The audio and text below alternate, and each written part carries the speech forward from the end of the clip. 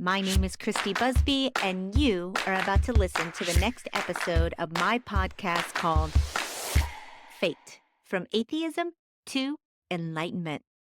So come on in, join me. We're going to talk about it all, from atheism to enlightenment. Alrighty, guys, here we go. Get ready, and welcome to your fate. Welcome, everyone, to the next episode of Fate. How's everybody doing today? On today's show, I have Marzcia Techau. She is coming all the way from Denmark. She is a spiritual healer, a medium, a clairvoyant, an author. She has a master's of biological sciences, and she is here today to talk about her latest book, Your Soul, Your Life, a guide to healing and self-healing. It's my favorite topic. Welcome to your fate, Marcia. How you doing today? I'm doing very, very good. And thank you very much for having me here. I'm so happy to be here with you, Christy. And I really love to talk to you. So yeah, hoping it's going to be a really good talk. It's going to be a great talk. It's one of my favorite topics. I myself have had pretty bad health issues in my life, so to bring someone like you on the show and be able to bring this to my audience and to even myself is a great gift. So I do appreciate your time today for sure. All right, let's get into it. Let's start at the very beginning with your spiritual gifts. How did you become a clairvoyant, or were you always gifted, or how did this all begin for you? Yeah, thank you very much. It's it could be a long story, but I'm trying to do it short. Take your time. Take your Very time. Although we do have a lot to get to today. yeah, that because you have made those wonderful questions. So I'm so grateful for them. So first, I'm born highly sensitive, and my sensitivity has a lot of um, things with sensing other people very, very clearly. So when I was a child, I was very overwhelmed by people, and I preferred to stay with animals because animals is like yeah, they love you when they love you, and if they don't, they just go away. But they they are always very happy to see you. And for me, this heart to heart contact with animals also kept my heart open and strengthened my empathy, and I was really feeling secure with animals. So that was one of the things that I used a lot when I was a kid. So I didn't notice so much about my uh, spiritual gifts in that direction, besides that I was keeping away from humans. But when I was 18 and 19, I started to have dreams about warning dreams about this. And those premonitions dreams were quite scary for me because when I started to have them, I dreamt, I had a sheep that I really loved dearly, and we had a telepathic contact. And when I was finished with the gymnasium, is like high school in the States, I went to Iceland from Denmark because I've been riding Icelandic horses the most of my life. So I went to Iceland for 3 weeks. And when there was 1 week left, I had this dream with my sheep that was dying, and it was like very clear dream. And I woke up and was really afraid. So I just went to a shop, bought a big postcard with a ram on it, really a big male sheep, really nice. And I sent it to my parents because my sheep was there. And I just said, hanging on there, zigzag scene, I will be home in a week. And actually, my parents have buried her and took the postcard out of the mailbox and picked me up in the airport, in the airport, in that day when I arrived. And my parents didn't really think about it, but I thought a lot about it because it was a week ago. So I knew her death before she was even dying.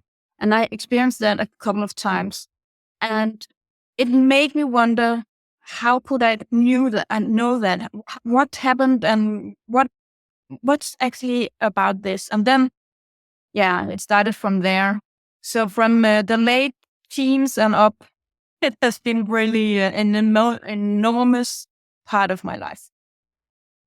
So you basically started having premonitions, which led you to believe, like, oh, I have gifts. I have the ability to foresee certain things. What other premonitions did you end up having as a did this scare you at all, or did It you embrace, or scared were me you a really spiritual much. person? Yeah, it scared me really much, and Mhm. I really it was also like I have always been very afraid of seeing dead people.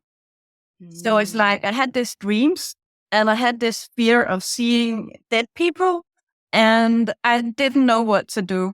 So it actually I kept it really, really like it's not existing, it's not existing. It was like my brain knew it was there, but I was trying to keep a distance. And then I took a Reiki one when I was in the middle of my 20s, and then it really exploded because the Reiki it's like this healing form. It strengthens you in your abilities to be who you are. And my Mm. routine was really much to be a spiritual medium. But again, that's a little problematic when you're actually afraid of it. But Yeah. I really love to heal. So I started to heal and I started to notice that when I was healing people, their soul, their inner light grow. And I really love to be in contact with people's soul. And in that way, the healing opened me to be more in contact with other people and loving it and enjoying it. So the healing helped me to more and more, open me for the world, open me for contact with other people. And then when it went on a little, and in the late 20s, I met the my spouse that I have now. So it's 25 years ago. So and it opened my heart enormously. So when I started fall in love there, my heart was like opening big time, and with that, my skills to sense the spirit world even more. And then the dead people started to come really much. So it was like, oh my God. It was like, when I was about 21 or so, I'm grown up on the countryside. And as every other, country child, we had to go into the city to get an education. And I started when I was 21. I was in the first place I moved to from my parents, and the farm was to an old place that had been a hospital. And after it has been a hospital, it has been a home for elderly ladies, single ladies. And I was lying in that room, you know, and I was seeing all those ladies just flying through the walls and was like, not existing, not existing. And I had so much. No, no, no, no, no, no, no, no. So when I'm in the late 20s, it's like moved outside the country again. I moved into, not into a forest, but next to a forest, just a little bit of the house. And it was feeling like I was going every day. There was so many dead people around me. So it was like I was walking on a street full of people in the middle of the city all the time. And I was like, okay, am I crazy or do I have skills? So it's like, Ah, well, you don't seem crazy to me. it was really, really intense. So I had two possibilities. I could go to the doctor or I could try to go to, in Denmark, we have schools for education to educate people with skills. So I went to a school and I said, I just want to shut it off. I want to finish my biology degree and live a normal life. And my Wow. teacher then was like, you're allowed to start. And then I know because now I'm myself when I'm scanning my students when I have to teach them to use their psychic abilities. I ask, do they have are they ready? Do they have what they should have and everything like that? And I know when she looked at me, she was like, just come here. of course you can close it down. Of course you can continue as a normal human being. And it has been the most fantastic thing for me because she learned me how to, close down when I'm not working and opening up when I do work. And in that way, I can be a normal person the most of the time. And then, a bit extraordinary in my sensory system when I work. So in that way, I really got the help from I've got hooked to the education helped me to master my skills and also to be me. And the spirit worlds have helped me very much to be grounded and be present as a human being. So yeah, I would say it has opened my life very much. I mean, it's a fascinating story. I can't even imagine going through It was a bit being very scary. oh my word. Well, let's talk a little bit about the book. I mean, I read the book and I thought it was fascinating.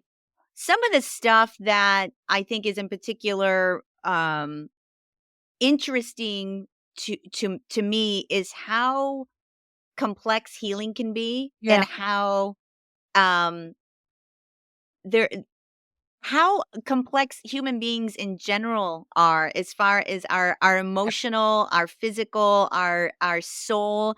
You know, you really get into that in the book and in all capacities. Let's talk a little bit about the you talk about 4 planes of being a human. Can you talk about that? And in particular, we'll get into the concept a little bit of what soul essence is and what that concept means. Of course. Yeah, I've been working for with this for over 20 years now, and I have my own clients and my own students now, and in all that work, I have been seeing some patterns. Of course, I have also had a little science way of doing things because the biological background is like it's just built into my way of seeing things. So it's like I'm always looking for patterns and how can we do that and what's that. And in that way, I have been seeing that we have, as many others also have seen, but we have this physical plan. Of course, this physical body and physical realm that we are in. Uh, we have this emotional plan, and we also have the mental plan. And then we have the spiritual plan. So in that way, I have this 4 plans. So we have the soul plan, the emotional plan, the mental plan, and the physical plan. And when those 4 plans are aligned, it's like then you are whole, then you are aligned with yourself and the universe and the divine at the same time. And your intuition is quite strong there because your intuition is actually when every part of you is speaking together with yourself and the greater the greater good or the highest good. So in that way, those plans are mostly we are not aligned, and that makes some that could be blockage, that could be patterns, it could be different things. But when they are aligned, you are really feeling alive and like belonging and steady and strong in yourself, and your soul is radiating out of your center of you. And instead of a lot of you know uh, different kind of traumas or other things that could inhibit your soul starts to really help you to manifest what lies within your soul, help you to manifest your calling and what you are here to do. And I really like that work. But to stay in these 4 plans helps you to find out, is it emotional we have the problem? Is it mental? Is it physical? And also, what readiness do you have to develop?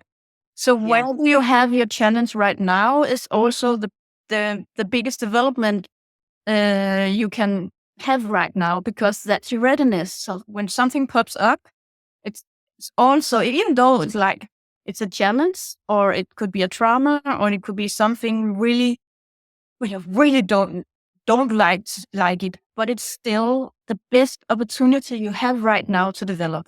So in that way, when you look at your 4 plans, It's like, okay, I work a little there and there and there. So it's not spiritual everything. Sometimes you have to go to do something physical because it's there. It's the problem is. And all of the plants are working together. So when you have a stuckness in one plant, it will affect the other plants. Except Yes. so the soul is really free, but it cannot always interact with the body if the body is closed down or blocked, or if you're emotional blocked, or if you're mentally blocked.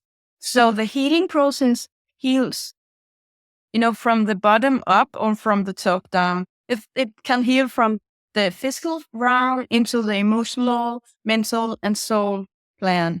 But the soul plan can also heal from soul, emotion, mental, and physical. So they're just really aligned and connected. It's fascinating to me how important, your emotions are, Yeah. how important, prior trauma is, even Oh, yes. in prior lives. We come in to this life, with a level of wisdom, if you wanna call that, or experience, or trauma sometimes Yeah. from previous lives that could be impacting us in our health, in our current lives. And that is something that I don't think a lot of people actually have a real handle on or understanding of. So, can we talk a little bit about the soul and what it brings to us and what can happen if you do have some trauma from another life and what that can look like when you come here? Yeah. Yeah. Um, of course, as I see it, our body has a limited time, but our soul has unlimited in time. So it's internal. And your soul has a lot of different lives, and you bring knowledge with you from all those lives. And that means that the skills you have today, what you are good at today, the talents you have today is actually connected with a lot of learnings that you have been doing for many, many lives. So you're not a blank sheet of paper that arrives to this earth. You have a lot of capacity with you from your soul, also from your lineage, but we take that later on. But you have that from your soul. And mostly it's good stuff. So the thing is, when you read something from like Newton, his books about the soul, he talks about between lives. And when I do the healing work, actually I connect to this uh, dimension, because for me it's the dimension where the souls and the angels and everybody is. And I look at work from people explaining near death experiences, because they talk about entering this space, but we are connected with that all the time. Our soul is connected with the divine because our soul is divine. So our soul has a lot of knowledge. It has a lot of divine energy and life force. Because when you have a near death experience, the soul experience something, you are clinical death. But when it's not your time, okay, it's not my time, bang. And then life starts. So our soul also contains a lot of life force, life energy. So the more you are in contact with your soul and live according with your soul, the more life energy you also have, and the better contact you have both to your potentials, your life energy, and the divine, and can live in accordance with your path. So that's what it is. And of course, we have some traumas. You asked about the trauma, but we always talk so much about the trauma, but we actually have much more good than trauma. But of course, let's talk about the trauma as well. So you have been, you're dead, and now it's your time again to live. And you have said, okay, I would really much like to do better than I did last time. And I would like to investigate these areas. It could be anger, it could be despair, it could be how to lift up the humanity and stuff like that. And when you're up there, it's simple. It's like, yes, I can do it. And then you land down here. It's like, I'm sorry, can I mean, this Check, please. Check, please. So what it is, if you have when you are soul, you are not physical at all. And your emotion, as a soul, you have a big capacity to contain emotions. So when you enter the physical realm, you go into a place where emotions are not that easily, sadness, anger, stuff like that. When you go into a lower degree of frequency and you land in those, there you can come in contact with traumas or things that you haven't really worked properly through when you lived last time. So when you come down, you also connect to something you have left behind that you have to work with. And you can only work with it when you are here physically. And that's some of the trauma we have with us from the past life, the karmic trauma. So you have to go down here to solve it or do better. And you wish to do that because there is some soul that, again, every trauma you have contains a possibility to spiritual growth and learning. So it's not bad that you have trauma. You can also learn in the good way. So you can also learn, I call it, oh, actually, I don't know the word for that. When it's the wind is blowing and it's like, it's really hard. So you work against the wind. So that's the trauma work. But you could also take the other one where the wind is in your back and, it's so easy to bicycle and everything is a joy. You can actually learn from both parts. Yeah. So in that way, you have the trauma and it's something that you had to deal with because you didn't deal with it. You didn't digest it or you didn't process it when you lived last time. And now you're ready to take the turn. So that's what the karmic trauma is.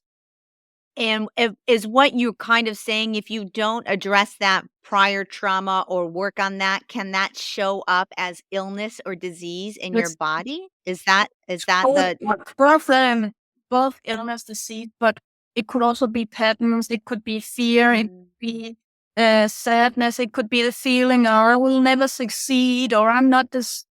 If you have done something that you feel a lot of guilt from, and yeah, you're born into that feeling of guilt, you will not necessarily have a illness, but you will feel guilty all the time, not really knowing why, but it's like a ground feeling in a basic feeling within you. I see it when we come into this life, we have like some building blocks within our soul, something that we have with us. And also the karmic trauma stuff is some of those building bricks. But if it's dark, heavy, you can transform it and it can be light and it could actually evolve your soul and your life. So go into this karmic trauma will also help you to grow as a human being. And when you die the next time, you will not have to come back to something. You can come back to something good because you have solved it. So in right. a way, it's very good to take to work with your karmic trauma. And some you have in the state, you have Jim Tucker. He works with reincarnation and children talking about past lives. So it's quite interesting to hear what they have experienced from the past life. And some of the things that there is a Netflix series called Surviving Death. And I've seen it. there, Yep. right, perfect. He's talking about, there is part there when he shows a sequence where there is some of those children that grow up and they haven't solved the trauma that they were talking about as a child. And there's one that had, because his parents, he was waking up fearful and talking about Jack on an airplane that was crashed. And they found out that this was a pilot that died. I think it was in 1940 outside Japan during the war. And they actually took to Japan, there where the flight was, it was in the deep water. And when he passed that spot, he started to really to cry and release something. So somehow he got connected or a closure somehow. And he actually grew up and went to be very happy boy. And that's actually what I see karmic trauma does. We go back, we heal, somehow we get a closure and we can grow. If we do not get that closure, it's like glue, we will stick to it. So that's how I see the karmic trauma is affecting us in different parts. Not necessarily, as I said, physical sickness. It could be patterns. It could be how you think about yourself, beliefs, emotions. That is, I think if people understood that we really do carry around more emotional baggage than we ever are aware of. And when we're born, it also speaks to the fact that, like, I have two sisters, and we are all so different. We were raised by the two parents, but it really speaks to this idea that you really do come in with a certain, maybe not fully formed, but semi-formed traits, personalities, Yeah. things of that nature that have you been carrying with you for however many lives you have experienced. I have a question. Will my does my personality stay, like, when I go on, am I the same, are we the same personality in every life in a way? Like, I know I could be a boy, I could be a girl, I could do many things in life, but is my core, when I, how much do we stay the same, do you think, in every Yeah. iteration of our lives? Like, I'm very curious about that. Yeah, it's again, I will refer to Michael Newton's theory that we are not incarnated with all our souls every time, only a part of our soul. So I think in that way, we could have different personas that we are trying out of our soul. So maybe we are not really the same, but if we go into the deep core of our soul, I really believe that we are quite the same, but we can experience different kinds of personas or experiences. That's a part of the involvement process. The more the merrier you are as a soul, the more you can contain differences, and the more you build up to master life. So I would definitely say that in one life your personality would be extrovert, like I'm on, and another's like okay, I'm so more- it's two different kinds of experience life, but it's still a really important learning for your soul. Yeah, yeah, yeah, yeah. So Let's let's talk a little bit. One of the things that I like about your book is that you do diagrams of the healing process and the connection between you, the deceased person, maybe that's assisting in the healing, your soul, spirit. You show the kind of chain of healing events that happens through these various dimensions, conduits. yeah, Let Can we talk a little bit about your healing process when you have somebody come in that is seeking healing, whether it be emotional, physical, whatever that is, and what your process is to get them to the other side and become a healed, whole yeah. soul? Yeah, okay. I will. The first that's very important for me, it's actually that I'm in the right state of not mind but emotional when I start the healing process. So I always connect to the healing energy, or what I call the pillar of light, which is actually connecting to the dimension I was talking about before. That is near death dimension or the divine dimension, where the so I have to be in a very good contact with the divine, or the most clear, loving place in the universe. Because for me, it's quite important that when I open up to connect with the healing energy, be channeled for that. It's the most loving place, the purest place that you can connect. So I connect with that, and I ask for help for me to be healed, to be the best channel that I can be for the healing that's waiting to come through to my client, because every client is different. Everything they need is different. So I have to attune my channel to be channeled to exactly that energy that my client needs. So I start with that. And after that, I talk, of course, with my client what they want healing for, and we investigate that a little. And when they say they're ready to get a healing, I lie them on a table.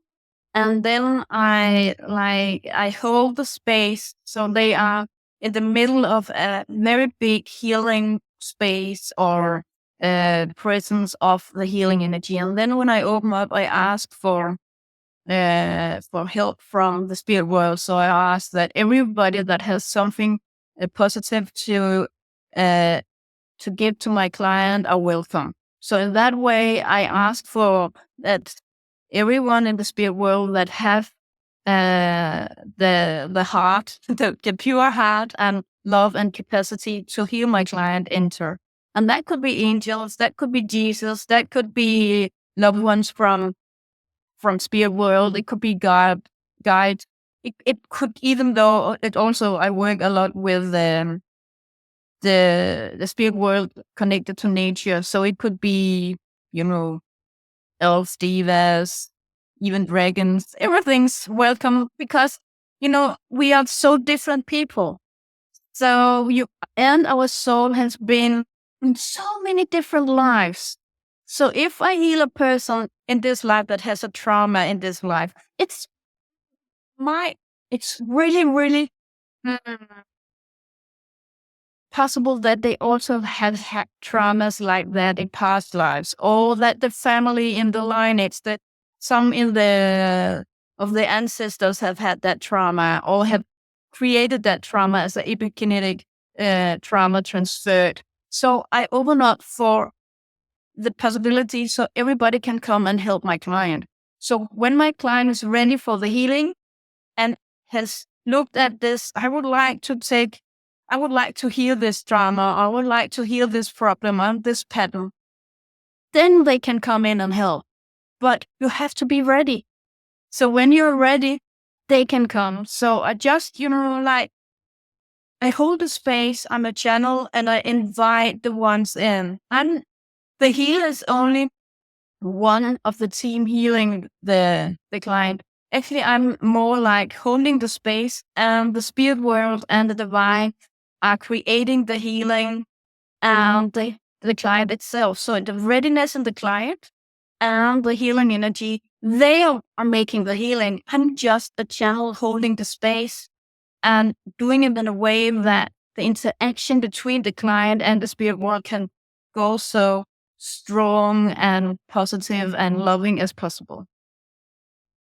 I have several questions. One is there anything that you can't heal, like a virus, a bacterial infection, a parasitic infection? That's one question.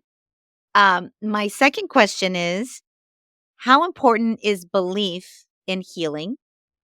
My third question Oh, is yes. is and we can take these, we can parse them out, of course, but um what do you say to skeptics, people that don't that are maybe very sick and maybe willing to venture out? For me, I kind of got into energy healing because I went through Western medicine and it didn't help me at all. So I started getting into Reiki, into energy healing, into plant medicine journeys only out of necessity, not because I actually believed in these things at that time. So I guess the first question was, is there anything you can't heal? Yeah. It's what I always really tell my client is that I can never promise anything. Mm. It's so important because many healers promise, I can cure your cancer. And a person that has cancer don't really need to feel that's their own fault if they are not curing cancer. So if the healer says, I can cure cancer, and if you're not cured, it's your own fault because you didn't do enough. Or it's, it's so important that I've been working with cancer patients for many, many years. And I have been working with some that was healed and the cancer disappeared, and some that I was following through the terminal phase. And also I attended when they were dying. And I also went to to the funerals. And it, you know, we have to die. It's a part of this. This body cannot last, and it's part of our journey also to experience to pass away. It's, we Yeah. are born and we are dying, and Yep. that's final. We're not getting out of this alive. We're all we're all fellow travelers to the grave. We So, are. so what I normally say is that the healing is the healing can support your nervous system to relax. So if you're stressed out, if you have a lot of fear, if you have a lot of trauma, you can release your excited state and went into a more relaxed state where your body can get help to start to recover.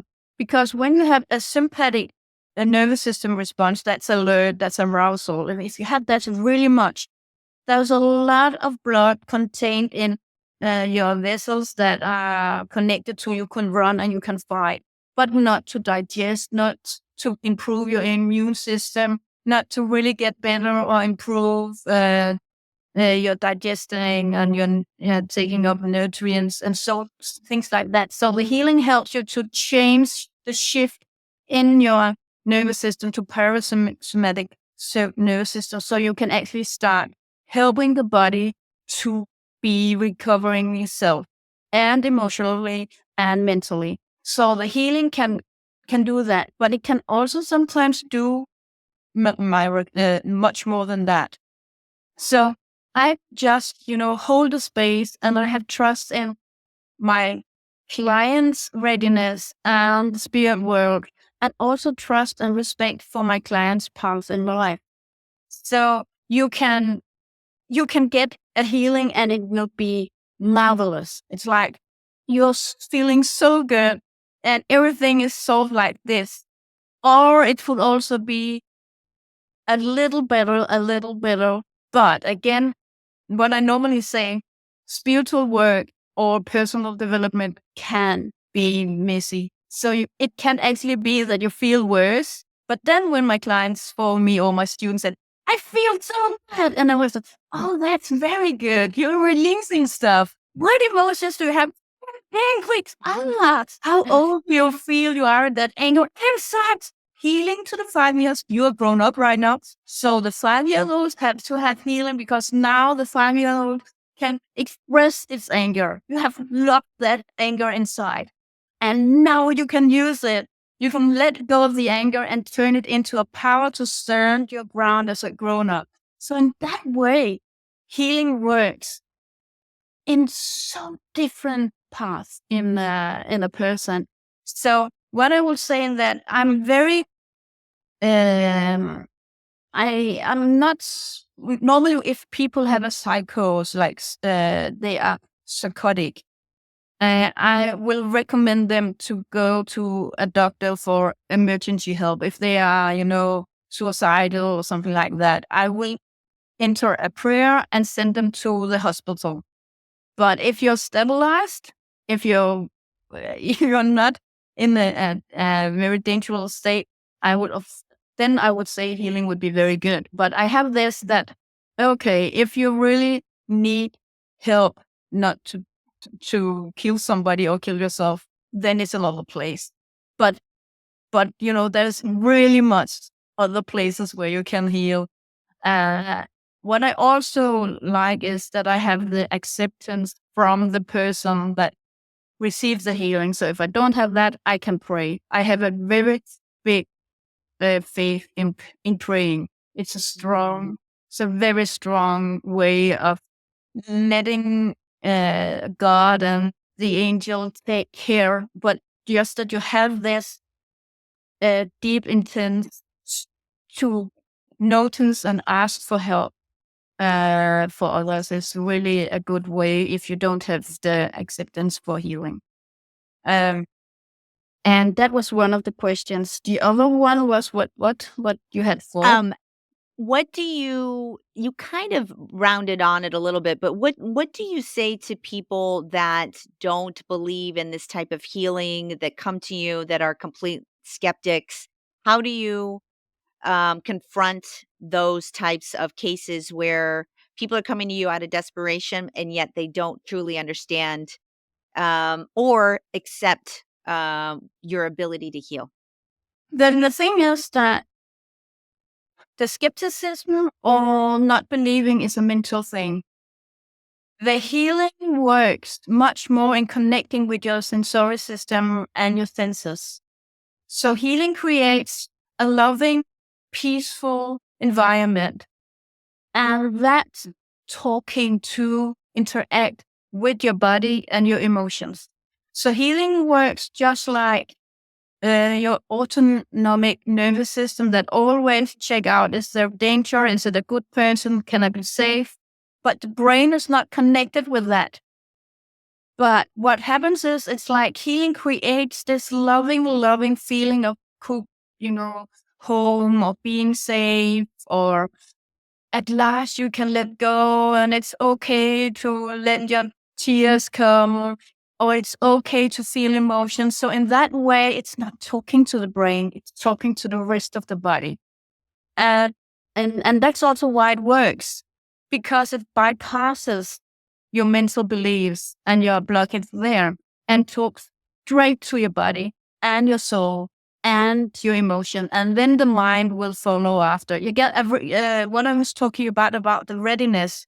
You could be ready emotionally, physically. The soul is always ready. It's just like, yes, I'm going to die. But it's like, so what the mind maybe not be ready. But if the other tree is ready, they will just be ready and work on the brain. And suddenly the brain will, hey, what the? So that it will, I'm not that, so when a child is a little one, you cannot regulate your nervous system yourself, because you cannot, in a way, you cannot feel yourself. You regulate your nervous system in accordance with your parents' nervous system and surroundings. So you feel the surroundings and adjust after that.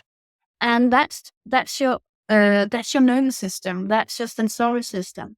And a healing creates a room where your sensory system senses that and responds to this feeling of being loved, or it's safe, or it's peaceful, or it's full of strength that you can take in, and that you are unconditional loved and accepted. And it's like, oh, that's how it feels. And when you start to sense that, your nervous system starts to feel, okay, it's like, I've been loved all my life. Okay, that's it. And you can feel stronger. Or there's a lot of, the healing comes with a lot of surplus of emotional energy. It's like the healing enters with a lot of love, that your heart is lying in that love, coming, recharging, starting to believe in love again. And you start to open your heart, and your own soul's loving energy starts to, emerge from you. It's like, oh, that's it. But what's happening is actually that the healing energy comes with the extraordinary emotional energy, physical energy, mental energy. So you get help to those part of you. So it comes with extra energy just to you. And your system starts to recharge and get balanced again and grow and evolve. So it doesn't really matter if you believe or not, because the rest of your system just react. Oh, that's amazing. I love that because I can imagine. Do you see mostly people that have exhausted all other efforts and are coming to you as kind of a last measure because they're going through the normal medical healthcare system and it hasn't been able to get them to the point of healing? Do you find that most of your clients are in that category or?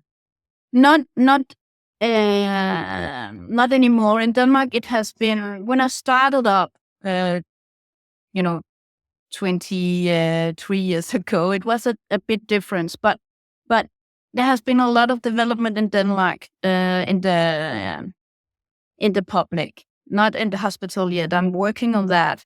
But But one of the TV shows that I've been invited to, there I had the theme was actually healing the last way or the last way out. I don't and it's just direct translate. But what it means is like there was the last possibility. I had just had to try that, as you said before. Yeah. And I worked with a woman that had got a very, very bad fear of going outside. She was Oh. really, really, really afraid. She couldn't go out to the house at all, not even to deliver the garbage in the garbage can. Uh, She was a agoraphobic. Really, really much. And she was that because she had a firm business, and one of the employees was not very happy. I don't know if he was fired or what. So he got into her home and tried to strangle her twice with a broom. Twice. And she was barely surviving, but she did. And of course, she had a lot of fear and everything was like that. And I think it was 8 years ago when I started to work with her. And she hadn't even been to a chiropractor, one that could help her to get her body back in shape again. She was, of course, really.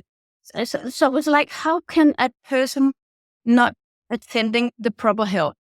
But again, I was healing her, and we also took, different kind of measures on her, like blood pressure and everything else. We did that when we were healing, and I think I had her. I think for 3 months, maybe I had her five times or so. And the last part of the show was that she was walking in a grocery store by herself, buying grocery and feeling good. And it's like, why should she wait so long? And why should healing be the last way out? It should be the first, because Reiki 1 is actually attending self healing. Like I see, like a first aid thing you always have with you. As in Denmark, we have a little first aid box. You should have plaster. You should have everything. But Reiki is like, it's your first healing thing, and you don't have to have Reiki. You can connect with what I use, the pillar of light, and just ask for help and lie your hands upon yourself. It's with you all the time. It should be taught in schools so you can learn to self-regulate your nervous system easily. I agree. I think that the future of medicine is more going this way in the spiritual world and really talking about prior trauma that you've brought into this world, to really talk about inner child work, which we're going to get to here in a minute. Many people don't know that our ancestors have also come into this life with trauma from our lineage of our ancestral trauma that we bring in. We're just not aware of how many things affect us physically, emotionally, and mentally when we get here. And I don't think that our modern day medicine even acknowledges that it is a thing, that it exists, that it's something that needs to be talked about and accepted as scientific or as fact, at least. How, because you do have a master's in biological sciences and used to be very heavy into research, still are maybe possibly. No, How, I I I had this severe concussion that said it was a yeah, very a very, very big end of my research career. yeah. Yes, sorry. Yeah. How do how number 1, did you have any problems in the scientific community being a medium, clairvoyant, and having this other spiritual side? And also, how in your own mind did you feel like hard science and spiritual concepts align at all? Or did you look at them completely as two separate things? Okay. Yes. So for me, it was more like, as a biologist, I was very much interested in, you know, how did life start? The beginning of life. What is life? what is life force? How can a child, 2 cells, beep, beep, beep, beep, oh, baby. How?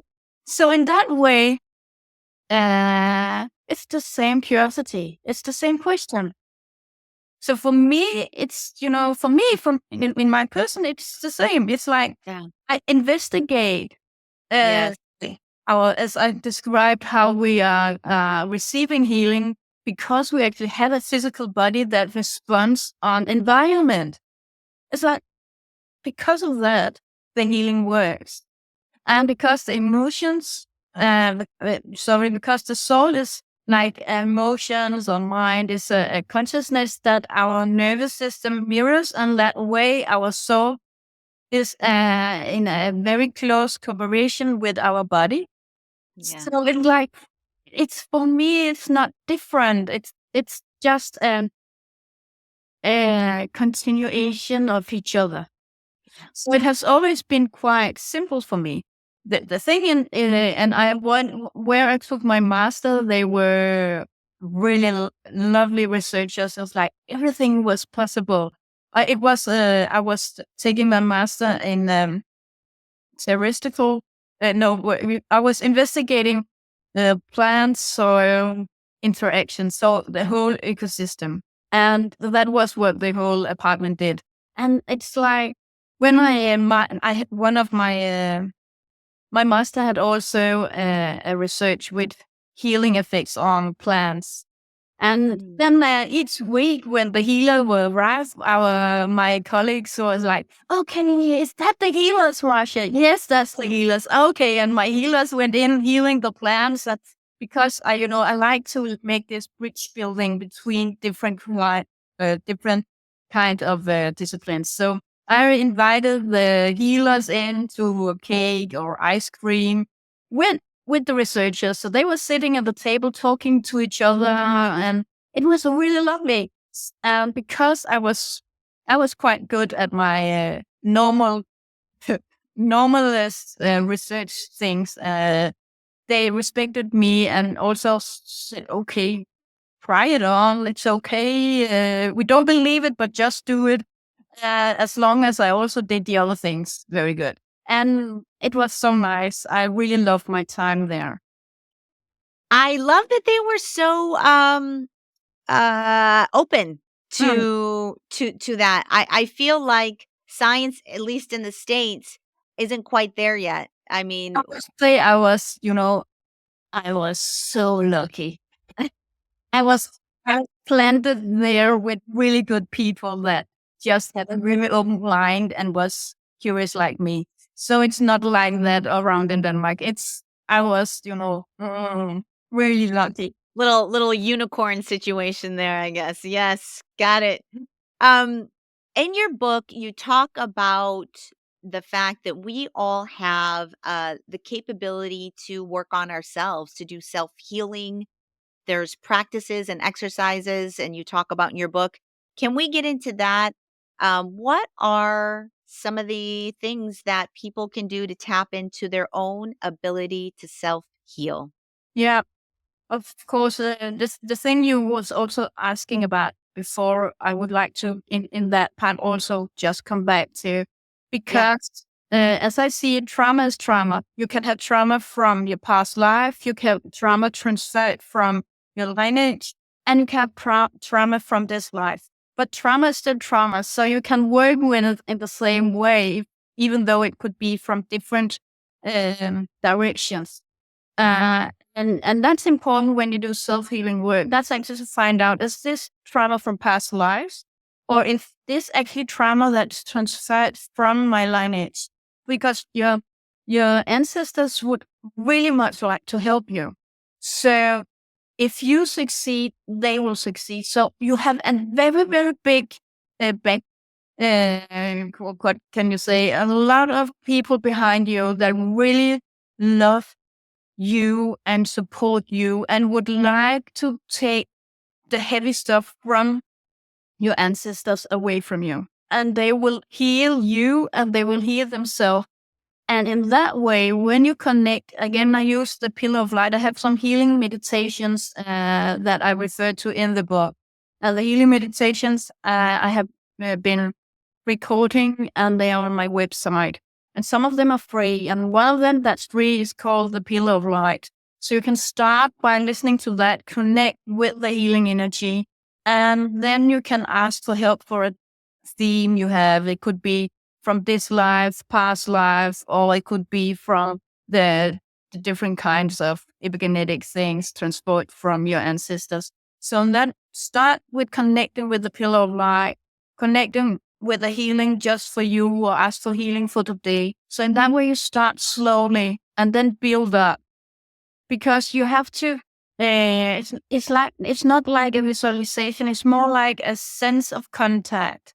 Again, a connection. And when you start to have that connection, you have both the connection with your soul and the healing energy. And then you can sense the presence maybe of your loved one from the other side, or maybe the angels, or maybe, God, the presence of God. It could be what's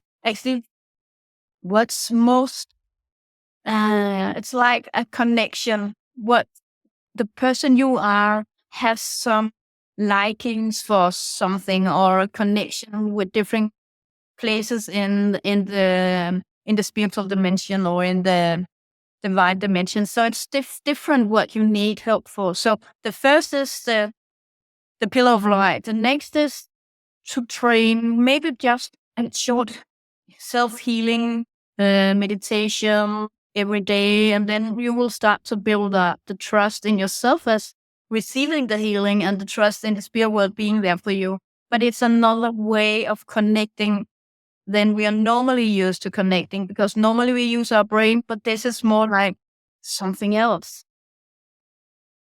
Absolutely.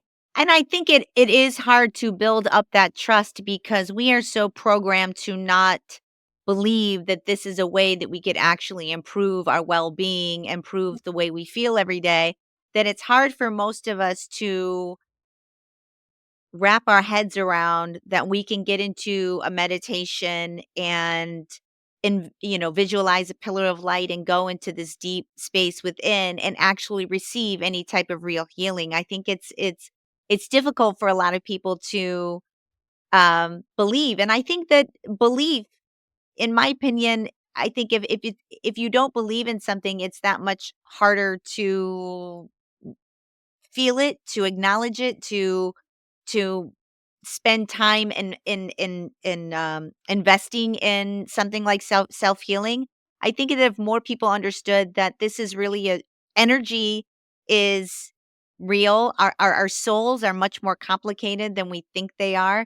We are much less physical matter and much more spiritual energy, and that we should start addressing that side of ourself more often. Right. Um, let's talk about what are things like inner child work, epigenetic healing, and karmic healing. What are those three things, and how can they help us feel better? Yeah, it's again, uh, a thing about the soul that's important to remember is that you're alive. That means you're connected with your soul.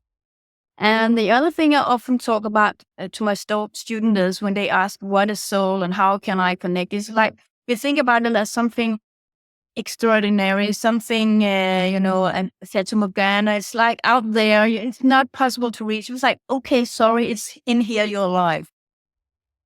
And and then I say, when you do something that you really like, when you're together with someone you love and you just feel this connectedness, there you're connected with your soul.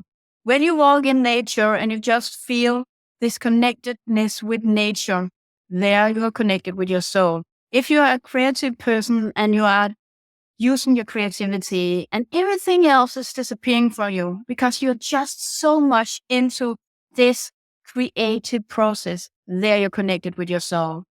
So it's with you all the time.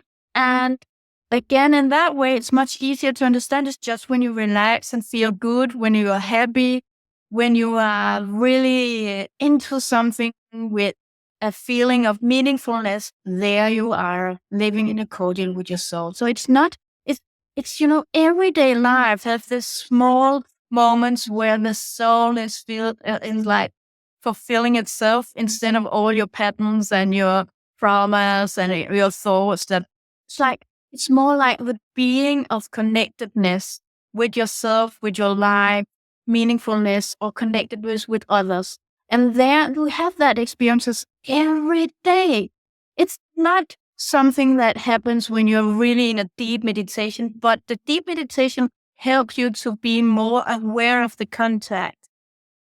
So in that way, we have the feeling when if you are an animal lover and you just pet your dog or your cat or your horse, it's like feeling there, soul to soul, there all the time. You are you are here all the time. But the self-healing, what I love with self-healing is the way when I guide the self-healing meditations creates a healing environment that your sensory system connects to. So if you cannot find your inner peace, because that's a problem for us living in our Western culture, it's like so busy, so much up in the head. But again, remember your sensory system sends peacefulness and helps you what you mirror in your environment, you create contact within yourself. So the healing energy creates that peacefulness. And when you're in peace, you feel your soul because there's more quietness. There's not. And one of the other things that's important from the chapter 8 in my book is about self-healing and different exercises. And some of them is the bucket exercise called it. It was in Denmark it's called put exercise, but I didn't really like that word in English. Well, it's like put is not really the same in Denmark. It's more like a bucket. So it's like, okay, we call it a bucket exercise. So it's like where you let go of other people's emotions or what you have sense of their emotions, their thoughts, the physical tensions, because when you connect with other people, you also receive a lot of information that you're not aware of, and you integrate it in your own self beliefs about yourself or how you feel. So I have this bucket exercise to help the one listening to that healing meditation to sense who are they when they're not carrying other people's stuff. And that's also important when you think about the epigenetic, because then you can also ask, okay, what is this? I release what I have been caring for my mother and for my mother's lineage. So in that way, the bucket exercise could also be used as a healing process to release trauma or beliefs or heaviness that you have received from your ancestors. So that is a simple way to do that. But you could also enter a healing meditation with the subject of ancestor healing, where they come and heal you. And also remember that you have a whole lot of strength. I went to, I had a lot of teachings from a Hawaiian healer called Sean Kayahe. And in those years where I got that teaching on Hawaii, he talked very much about ancestors and that we were the crown jewel of our lineage and that they really wanted to help us. And from that part on, connected with my mediumship, I started to develop this epigenetic healing much more. And the healing meditation with epigenetic healing invites your ancestors to help you, both with the good qualities from the lineage that helps and supports and strengthens you to fulfill your destiny or help you to get in contact with your soul. For me, it's like, it doesn't make sense for me if you have a soul with a lot of abilities and you enter a body that don't have the possibilities to actually outlive those possibilities. So your body and your soul has the possibility. You just have to unlock it. You have to free it. And there the ancestors can help you because you're not coming into a lineage that do not have the experience of what your soul have the experience and what's to do, because it wouldn't make sense. So some of your ancestors had worked with the same things that you really love to work with today, that you're good at today. This is skills that you have inherited from your ancestors. and it's skills that you have been training in your past life. And now in this life, they're connected. You just have to unlock it. You have to develop. You have to trust in yourself. And the ancestors come with that help to make you grow. So there's a lot of positive things from your ancestors as well, and from your past lives. And of course, hopefully you have a lot of good experiences and learning from this life. So you can see there's a lot of trauma, yes. There's a lot of good from your ancestors, from past life, from this life. And you are in the middle of it, living it right now. I love that. I am absolutely fascinated by, as I've been doing this podcast and learning things like this, really how layered and complex our lives are on this planet. And I don't think that we spend enough time really investigating ourselves and how complex we really are when it comes to our emotions, energy, how it can manifest in our body, blockages, all of those things contribute heavily to our health and our overall mental well-being. And I mean, I read your book and I just thought it was super, super helpful. You do talk about some other concepts that I'd like to ask before we're starting to get into an hour here, but um what is the somatic experiencing method, and how can people benefit from this type of practice? Can you explain what that is? Yes, I can. I have also, even though it's not healing, it's for me, it's a very good understanding about how the body reacts and how trauma is released and what happens when trauma releases. And your soul, your life is about how we can best possible release trauma and integrate even more of our soul, like soul retrieval. And we do that by creating space for our soul. So our trauma inhibits the space where the soul can live in our system. So when releases it, then the soul can create much more better opportunities to express itself, to manifest. And what somatic experience is talking about is actually how to release trauma in your nervous system, deep in your physical body, and how that is connected to both emotions and beliefs and the physical body. So it's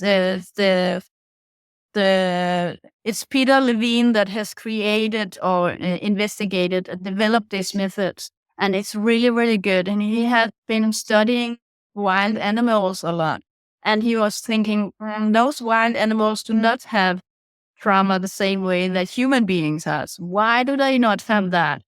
And one of the things is when a deer is running from the lion, there is different things.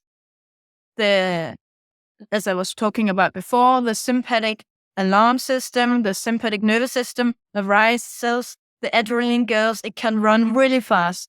Everything is connected to a lot of big vessels, blood vessels in the muscles, in the legs, and the heart is pumping. They can run. And when they are not dead, because, then they're eaten. But when they survive, we look at those. The lion is tired now and cannot run anymore. So the deer stops up, shakes itself, and Yeah. starts to eat, as nothing has happened at all. And what actually happens when you release this trauma, your body has this release of locks.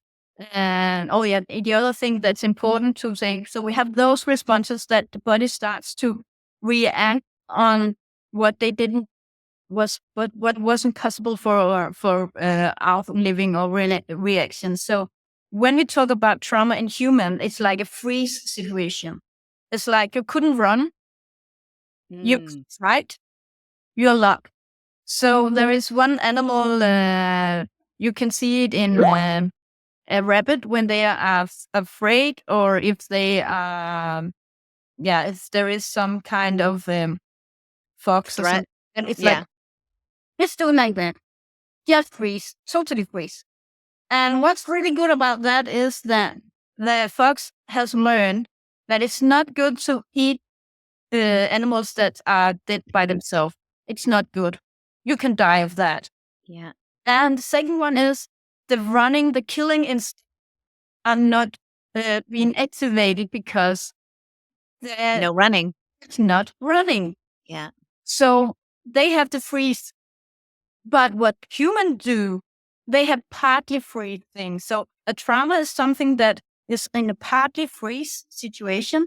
Actually, there's a lot of locked in um, arousal, but it's like stuck. And that's because we have another layer of brain. We have our neurocortex, like another kind of a brain in than other metals have. So we can lock the response. But that means that a lot of people is like going like half freeze like that. But when you are releasing the trauma, so when you go into healing the trauma within your body, so you actually ask or got in contact, it's a very, very gentle way of working. So just go into just asking, not so much what happened, more like what happens in your body, when were you safe before the accident, when were you safe after. So you're going to build up safety because then there is a shift in the nervous system. So instead of being locked, it starts to be relaxed. And when you start to be relaxed, then everything starts to change within you. So the sympathetic, no, the somatic experience method actually works to help people go into relaxation again and reconnect with themselves. Because when you are having a trauma, you disconnect. And Yeah. what I talk about in the book is, it's not easy method, but what I talk in the book is like when that the body gets into survival mode and make those freeze, you disconnect with some of your soul. And when you releases the trauma, the soul can come back and your nervous system start to mirror the soul. And then, you get the life energy, the movement again. And I think that's the very interesting combination, because I had taken the somatic experience methods practitioner education, because I really find this uh, really nice and intriguing, this combination between trauma and nervous system, and for me also so. But Yeah. of course, it's that's So my me. is it a hypnosis situation? Is it a meditation situation? Is it just a what exactly is the process? Like what do they Uh, do? it's a very very you just sit quiet with your therapist Okay. and we talk about those things. And then the Ah, therapist just slowly gets into, oh, okay, how do you feel right there? What gotcha. Okay. muscles there? What happens? What wasn't right there? Right. What's like it's the somatic experience methods works with regaining the access to your orientation system. So you can you can look, you can hear, it reconnect you with releasing access to your sensory system and your orientating around and within yourself.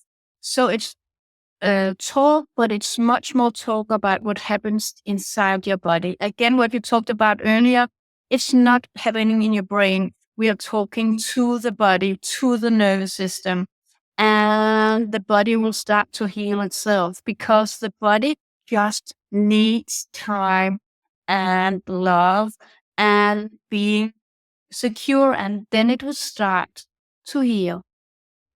It's interesting because our bodies do want to heal. We do our bodies want to get to a state of equilibrium, of healing, of rest.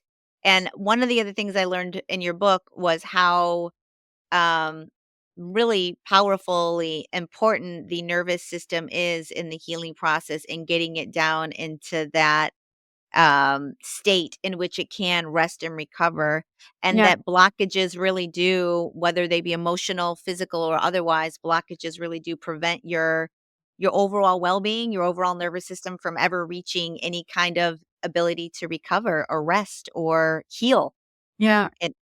it all. um what do you hope people get from most from reading your book? What are your hopes that people will walk away with?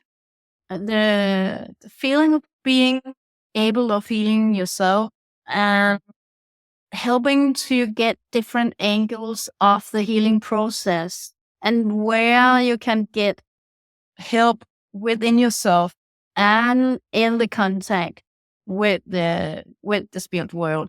So in that way, it's like you're not alone. They would help you. That you have the capacity to do that within yourself. And for me, a healing process, when you heal yourself, you also, because everybody is mirroring you. So when you are a better place within yourself, the surroundings will sense that, and that invite them into a better place with themselves and in their lives. So just, it's like ring in the water. So when you start to do your healing process and do your part, you will automatically help the rest without even doing a lot of extra work. You just have to do it by yourself. And again, that's a part of the Ho'oponopono from Hawaii, because they work very much about to what you experience, you can do something about, and you can work with that. You can work with take responsibility for yourself, for what your family have done to other people, and be in this deep contact with the healing energy, with the divine, with God, with the ancestors, and lift the humanity. And I hope this book will help the reader to live their own life, their own spirit, and in that way also help to lift the world and humanity. So that's my simple hope for the book in the world. I love that. Mm. I read it, I enjoyed it, I learned a lot. I'm going to do some of the meditations. I am always constantly feeling like I am in a state of healing, like I have been on a healing journey for the last decade of my life, and this is one more tool in my toolbox that I'm going to start incorporating into my life. I've come so far, I really have, but I don't maybe my healing journey is going to be never ending. I have no idea, but I am always, Yes, you so yeah, know, it's just a journey, and I'm on it now, and I'm in a level of surrender to it yeah, rather than resistance, which is going a lot better for me. yeah. But I got to tell you, I'm really grateful we had this conversation. Do you have do you heal people remotely at all? I know you're located in Denmark. Do you do in person, or do you offer your services to everybody worldwide, or is this an in-house That, situation? it's what I'm planning is I have a Danish. What I've been doing for the over the 20 years, yeah, actually 23 years of my life, is that I have a morning healing meditation that I have been doing for myself, and now for the past 5 years I have had a Danish group, but we are around 200 people now. Where 4 days a week sit down and send distant healing, and then we have a live healing meditation for the day. And I'm planning to maybe start that up in English as well. So in that way, it could be a possibility to, get help to continue everyday healing journey. Yeah. Uh, I don't right now offer one-to-one distant healing thing, because I have most of my practices now being teaching as a spiritual teacher. So I have a lot of students, and do not have so many clients in that way. But right now there's a big shift. I have been changing from a very big, a lot of teaching, a big place. So now the first of January, I'm out of that and my life is open. So I don't really know right now what I will do, but I really like those healing meditations that help each one that's listening to them to get in a much better contact with themselves and the everyday life, and build up the energy slowly but surely with a lot of power. I really like that work, because I know that's the way we can turn the world around to a better place. Yes, yes. Well, I will definitely put the link in the show notes to the meditations. I will put the link to the book, of course. And I would like to thank you for coming on the Fate podcast. I really enjoyed our conversation. I think what you're doing is so, so important. I feel like the future of healing is right where you are.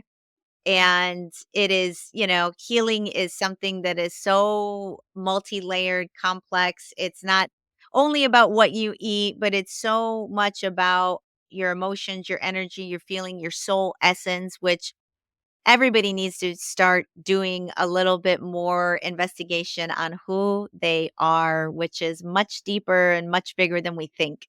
Yeah.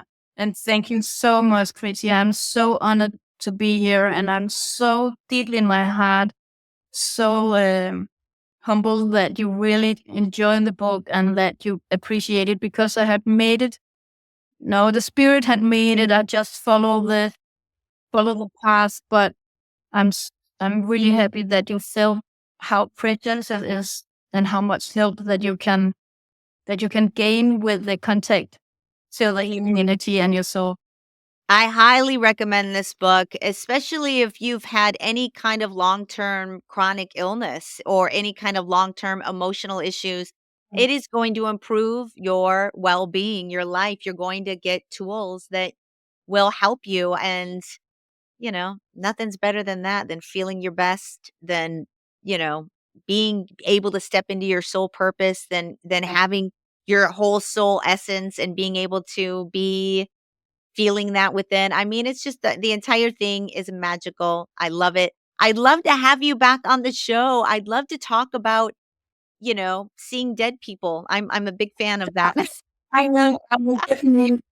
Yeah, thank you so much. So thank you very much. I would love that, and I would love to share with your listeners as well. I would love that too. All right, ladies and gentlemen, I would like to thank Marcia for coming on the show today, all the way from Denmark. Thank you guys, and we will see you next week on Fate, from Atheism to Enlightenment. Journey well, everyone. Bye bye. Alrighty, guys, that is a wrap on this episode of From Atheism to Enlightenment. I want to thank Marcia for coming onto the show and sharing her expertise. She is a delight. And I really think you should pick up her book. I learned a lot in that book.